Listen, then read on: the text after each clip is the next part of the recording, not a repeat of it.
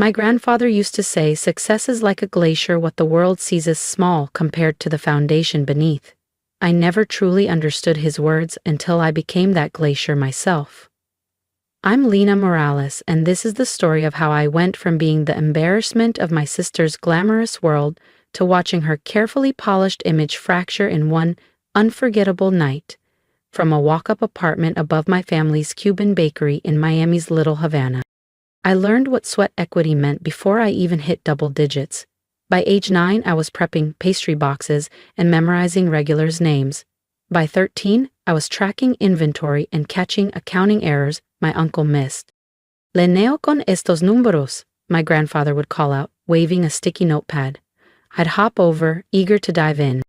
"We're spending too much on guava puree," I'd note. "But if we bulk order with the cafe across the street," he'd chuckle, tapping my forehead.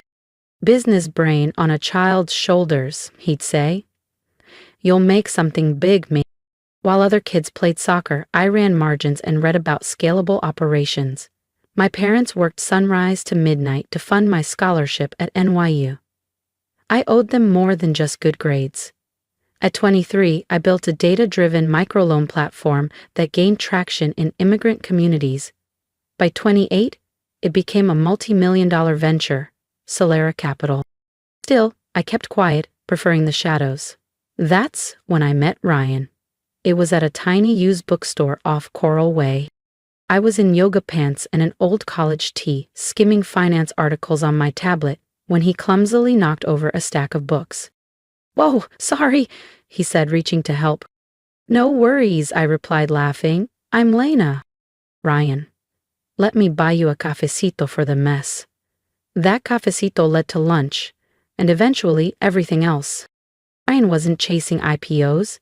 He was a public school civics teacher, grounded, genuine, and deeply committed to social equity. He cared about people. When Ryan proposed 6 months later, I said yes, without hesitation. My family was thrilled. Except for my sister, Camila. Camila and I had always been different. She took a more traditional path: business school, corporate ladder, sharp suits, and sharp elbows. As the marketing director of Vallon & Cross, one of Miami's top investment firms, she thrived on prestige. And she made it clear that while she loved me as a sister, she didn't quite respect me as an equal. "So," she said during a family dinner at her parents' house in Coconut Grove, swirling her wine like a judge at a tasting, "you're still running the bakery and your little app thing?" I could have told her that little app had just signed a multi-year contract with one of the largest private equity groups in the Southeast. But I didn't. Maybe I was still holding on to the quiet satisfaction of being underestimated. "I'm still involved in both." "Yeah," I said, sipping my cafecito. "Well, someone has to keep the pastries flowing," she said with a smirk. "I mean, not everyone can land a C-suite track position." Herman jumped in with her usual diplomatic tone. "Camila just closed a huge campaign for Vallon & Cross. The CEO personally thanked her." What they didn't know was that Vallon & Cross had been licensing analytical tools for my company for over a year, and were currently in talks to expand. "That's wonderful," I said genuinely. Camila beamed, assuming victory. Months passed in that familiar pattern. Camila subtly putting me down at every family event, and Ryan gently encouraging me to brush it off. Then came the announcement. Camila was hosting a gala to celebrate her promotion to senior director. At the planning dinner, she turned to me with a smile like a blade. "Lena, since you've got experience with events and food service, would you mind helping manage the catering crew?" Mom clapped. What a perfect idea. Lena runs a business, she knows logistics. I met Camila's smug gaze and smiled. "Of course, I'd be happy to." "Of course," I said calmly. "I'd be happy to help." Later that evening, Ryan tried to pull me aside, guilt clouding his expression. "You don't have to go through with this," he whispered. "We can tell them you're sick or had a work emergency." But my mind was already spinning. "No, I want to help," I said gently. "After all, it's a big night for Camila. Everything should be flawless." What no one at that table knew was that just that morning, I'd received an intriguing email. The CEO of Vallon & Cross, yes, Camilla's firm, James Vallon himself, wanted to meet the elusive founder of Solera Capital, me. Apparently he would be attending tonight's celebration. Suddenly, the pieces fell into place. And for the first time since my sister's relentless jabs began, I smiled. Not politely, not to keep the peace, but a smile born of anticipation. Camila had no idea that her carefully curated celebration was about to turn into something much grander than a promotion party. Sometimes, the best revenge isn't payback, it's revelation. And tonight promised a spectacular one. The Whitmore home had been transformed into something between a luxury showroom and a gala. Doreen called it classy and elevated. I thought it looked like Pinterest met Wall Street. Crystal stemware lined every table. Ice sculptures glistened in the South Florida heat.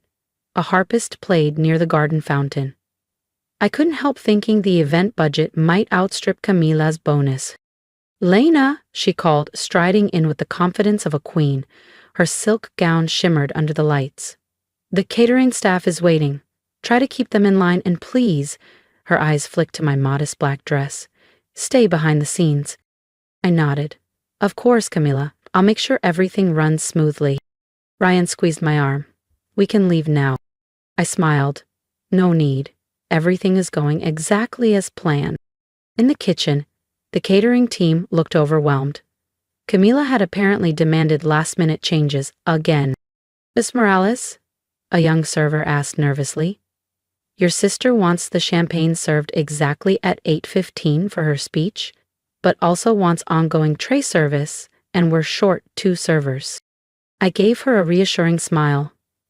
"Don't worry. I've handled more chaotic nights in a bakery with no air conditioning. Let me help." If you've ever been underestimated by someone who should have supported you, stick around. Because what happened next didn't just change the room, it changed the game. And if you want to see how quiet power speaks loudest when it matters most, make sure to subscribe to the channel. The next part of this story is one you won't want to miss. For the next hour, I worked side by side with the catering crew, coordinating timing, plating hors d'oeuvres, and ensuring champagne kept flowing. All the while, I kept an eye on the guest list, noting each new arrival. Camila floated from circle to circle, sipping too much Prosecco and laughing just a little too loudly at her coworkers' jokes. "Did you see Lena?" I heard her giggle to a group of sharply dressed executives. "My sister. She's helping the catering team. Honestly, it's where she feels most at home. Poor thing." A round of polite chuckles followed. "Some people just aren't made for this world," she added with a theatrical shrug. Our mother, Rosa, chimed in sweetly. "We've always tried to include her, of course. It's what family does. But with her background, well, we can only do so much." I passed another tray of canapes, quietly observing as executives from Vallon and Cross trickled in. At 7:55 p.m., my phone buzzed. A text from my CFO. "All signed, everything's in place, we're greenlit." I smiled to myself, right on cue. Camila, now flush with drink and praise, addressed another group. When Ryan first introduced me to his girlfriend, my sister, I thought he was joking. A baker/applicant prowler? But our mother says charity begins at home. Speaking of charity, Rosa added, we're thinking of helping her with a small down payment on a modest condo. Not too close to Coral Gables, of course, but something manageable. Just then, a stir swept across the room. James Vallon had arrived. Camilla nearly tripped over her heels in her rush to greet him. "Mr. Vallon, we're so honored to have you." Dressed in a bespoke navy suit, he scanned the room. Then his gaze landed on me. His brow furrowed briefly, recognition flickering. Camilla laughed nervously. "Oh, don't mind her. That's my sister Lena. Just helping with the service. Let me show you the marketing deck I've prepared." "Actually," James interrupted, still staring at me. "Isn't that—" I passed my tray to a waiter and stepped forward. "Lena, please," Camilla hissed. "Mr. Vallon doesn't need a drink. Just go back to the kitchen where you—" "Hello, James," I said evenly. "Thank you for coming tonight." His face lit up. "Mrs. Morales, I didn't expect to see you serving drinks at your own celebration. My own? Camila's voice rose sharply, brittle with disbelief. Well, yes, James Valen continued smoothly, given that Solera Capital has just acquired a controlling interest in Valen and Cross. I assume this event was organized to announce the merger. He turned to me, smile restrained but amused. Unless you wanted to keep that under wraps a bit longer? Silence fell across the entire estate. Even the string quartet stopped mid-note. You could hear the clink of ice in untouched glasses. Camila's flute of Prosecco slipped from her fingers, shattering across the marble floor. There must be some mistake, she stammered. Lena. She's a baker. She runs that little shop in Little Havana. James chuckled softly. Mrs. Morales is the founder and CEO of Solera Capital, which, as of today, owns 51% of my firm, and, by extension, your department. He turned to me again, eyes gleaming. Those data stream optimizations you recommended? Absolutely brilliant. Our engineers couldn't stop raving. Across the room, Rosa grabbed onto the edge of a chair, pale and speechless. This can't be. Lena doesn't. She couldn't be. Oh, but I am, I said quietly, but in the stunned silence my words echoed. Solera Capital has been mine from the start, and as of 10 minutes ago, we officially own a majority stake in Valen and Cross. I turned to face Camilla. Including marketing. Her face had gone pale, her mouth opening and closing with no sound. But all those times you dismissed me, I finished for her. Treated me like I didn't belong, like I should be grateful just to stand near your world. Ryan pushed through the stunned crowd. Lena, why didn't you tell me? Would it have changed anything? I asked, voice soft. Would you have stood up for me if you knew I was wealthy? Because you didn't when you thought I wasn't. He stepped back, speechless. James cleared his throat. Well, since everyone's gathered, shall we make it official? Solera Capital's new leadership of Valen and Cross. Gladly, I replied. Then I turned to Camila, smiling. I believe you had a speech for Forgive It. Would you like to give it, or shall I? Camila trembled, then fled the room. Rosa followed in stunned silence. I lifted a champagne glass from a passing tray and gently tapped it. Ladies and gentlemen, I said, stepping forward, if I may have your attention. The ripple from that moment would shake my family to its core, and we were just getting started. Ryan had drifted toward the back of the room, looking dazed. My mother, Rosa, was nowhere in sight, likely having gone after Camila. My father, Hector Morales, who'd always been the quietest at gatherings, stood by the cocktail bar, nursing an empty glass and staring into it thoughtfully. After the formal announcement, James Valen pulled me aside. Well, he said, eyes twinkling, that was one of the more entertaining business reveals I've ever witnessed. Though I have to ask, why let them think you were just a baker for so long? I sipped my champagne, letting the question breathe. Because people reveal who they are when they think you're beneath them. He nodded. Well, their loss is our gain.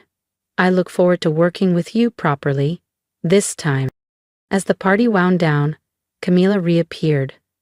Makeup patched, composure forced, and fury barely restrained. She stormed straight toward me. You humiliated me, she hissed, in front of every major contact I built. No, Camila, I said, my voice calm.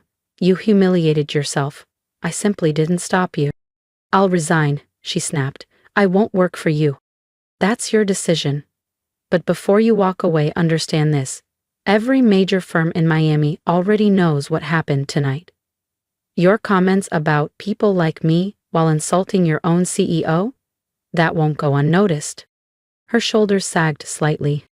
What do you want from me? I want you to learn. Starting Monday, you'll be working with our community outreach team. We're launching a program to support local restaurants and small businesses with better financial tools. She blinked. Reporting to who? To my mother, I replied. She still runs the family bakery. By choice, not desperation. She'll be leading the initiative. Camilla's mouth opened, then closed.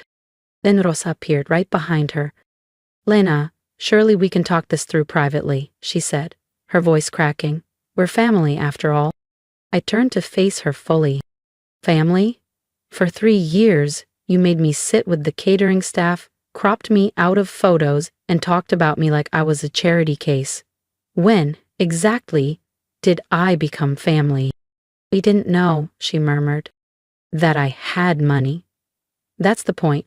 You assumed I wasn't worth respect because you thought I was poor. That's when Hector stepped forward, setting down his glass. Everyone turned to look. She's right, Rosa. We've treated her terribly. My father, Hector, said, his voice low but firm as he turned to my mother. I sat by, he continued, looking at me now, and watched our values decay into pride, prejudice, and shallow appearances. Maybe it took this to wake us up. Finally, Ryan stepped forward. The room had emptied, leaving only the family and the wreckage of assumptions. Why didn't you tell me? He asked quietly. I wanted to, I replied. So many times. But every time you stayed silent while your family mocked me, I realized something. If you couldn't respect me as a baker, then you didn't deserve to know me as a CEO. I love you, he said, desperation thick in his voice. Love without respect isn't love that lasts, Ryan. Every time you let your family treat me like less than human, you revealed what our relationship was really worth. I can change, now that I understand. I looked at him, unmoved. Now that you understand I'm rich, that's not growth, that's adaptation. I slipped off my wedding ring and placed it on the edge of the marble table. I filed for divorce last week. You'll be hearing from my attorney. Lena, please. I turned to Camila. I'll be meeting with Valen and Cross's board tomorrow, but you'll be reporting to my mother at the bakery on Monday. She doesn't tolerate lateness. Then I looked at Rosa. The estate looks lovely tonight. You should enjoy it while you can. Her eyes narrowed. The bank approved my bid this morning. It's now the Morales Foundation for Opportunity, our new nonprofit headquarters for training and uplifting Florida's service workers. Their stunned expressions were priceless, but I didn't linger. Outside, the warm breeze brushed past me as my phone buzzed. Coming to the bakery for late dinner? Your father made your favorite. I smiled. Be there in 20. 20 minutes later, I was back where it all started, at my parents' bakery, eating empanadas and laughing about the evening's chaos. People like that, Mom said, shaking her head. They need hard lessons. Success without humility, Dad added, is like sugar without yeast, looks sweet, never rises. As I helped close up, yes, the CEO of Solera Capital still wipes counters, I thought about the journey. The little girl who once counted coins now counts capital in billions. But my true wealth? It's always been respect, integrity, and the courage to know my worth. If my story reminded you of your own journey, of being underestimated, dismissed, or told you weren't enough, I'd love to hear from you. Share your story in the comments. Let's build a space where quiet strength is celebrated. And if you believe that respect matters more than status, that success without humility means nothing, subscribe and stay connected. I built my empire brick by brick, but it started with knowing my worth. My advice? Never let anyone else define your value. Keep building, even when no one's watching. Especially then, because that's when character, not just success, is truly made.